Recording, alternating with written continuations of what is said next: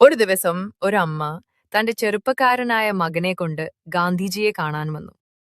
മകനെക്കുറിച്ച് അവൾ പറഞ്ഞു, ബാപ്പു, എന്റെ കുഞ്ഞ് പഞ്ചസാര, ചക്കര അത്യധികം കഴിക്കുന്നു. എത്ര പറഞ്ഞാലും കേൾക്കുന്നില്ല. ദയവായി നിങ്ങൾ പറഞ്ഞാൽ അവൻ കേൾക്കും. ഗാന്ധിജി ചിരിച്ചു പറഞ്ഞു, അമ്മേ, ഇപ്പോൾ അല്ല, നിങ്ങൾ 2 ആഴ്ച കഴിഞ്ഞ് വീണ്ടും വരൂ. അമ്മ ആശ്ചര്യപ്പെട്ടു. പക്ഷെ പറഞ്ഞുപോലെ 2 ആഴ്ച കഴിഞ്ഞ് മകനുമായി വീണ്ടും വന്നു. അപ്പോൾ ഗാന്ധിജി കുട്ടിയെ വിളിച്ചു നോക്കി പറഞ്ഞു, മകനെ, പഞ്ചസാര കുറച്ച് കഴിക്കണം. അത് ആരോഗ്യത്തിന് ഹാനികരമാണ്. കുഞ്ഞ് തലകുനിച്ചു സമ്മതിച്ചു. അമ്മ അമ്പരന്ന് ചോദിച്ചു, ബാപ്പു, ഇത്ര എളുപ്പത്തിൽ പറയാമായിരുന്നല്ലോ, പിന്നെ എന്തിന് 2 ആഴ്ച കാത്തിരിക്കാൻ പറഞ്ഞത്?